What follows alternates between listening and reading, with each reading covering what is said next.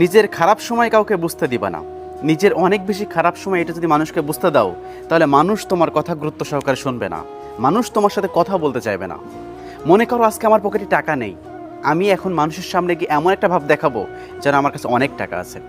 আর তুমি যদি সেখানে নিজেকে অনেক ছোটো মনে করো, এমন একটা ভাব দেখাবা যে তোমার কাছে টাকা নেই, দেখবা মানুষ তোমার সাথে কথা বলতেছে না। তুমি সেখানে এমন একটা ভাব দেখাবা যে আমি এখন 5 স্টার থেকে লাঞ্চ বা ডিনার করে আসলাম, তাহলেই মানুষ তোমার সাথে কথা বলতে চাইবে।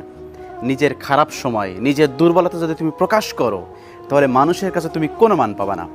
মানুষ তোমার দেখে আরও তুচ্ছ-তাচ্ছিল্য করবে। মানুষের কাছে নিজের খারাপ অস্তিত্বটা কখনো প্রকাশ করতে নেই। মানুষ সবসময় চাকচিক্যটা পছন্দ করে। তুমি যখনই তোমার এই খারাপটা প্রকাশ করবে, তুমি যখনই তোমার খারাপটা মানুষের সামনে তুলে ধরবে, তখনই দেখবে মানুষ তোমার থেকে দূরে সরে যাচ্ছে, মানুষ তোমাকে অ্যাভয়েড করতেছে। সেজন্য নিজের খারাপ সময়, নিজের দুর্বলতা মানুষকে কখনো দেখাতে নেই। নিজের খারাপ সময়